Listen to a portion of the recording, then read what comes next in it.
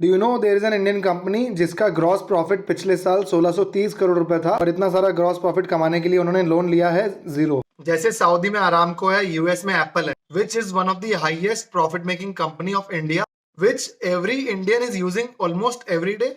वो कंपनी है NPCI, national payment corporation of India, the company which introduced RuPay, IMPS, UPI. वैसे तो वो नॉट फॉर प्रॉफिट कंपनी है which is owned by various public and private banks, but उस not for profit company का last year profit था 773 CR.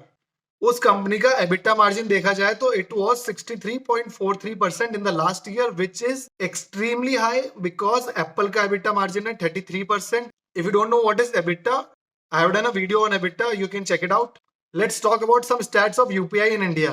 14 lakh crore rupees के transaction हुए हैं via UPI as on April 23, जिसमें से जीपे ने करे हैं 4 लाख करोड़ रुपए के ट्रांजेक्शंस एंड फोन पे ने करे हैं 7 लाख करोड़ रुपए के ट्रांजेक्शंस। की only 40% of Indian population out of 142 billion people in India are using digital payments. यही फिगर अपन चाइना से कंपेयर करें तो China 87% of people are using digital payments. जो इंडियन यूपीआई का स्कोर है 14 लाख करोड़, वही चाइना के डिजिटल पेमेंट्स का स्कोर है 248 lakh crore rupees, which is approx 20 times of India, which tells us India में digital payments is still very unexplored and nascent area. That is why every company, Apple Pay, Google Pay, Samsung Pay are trying to tap this market.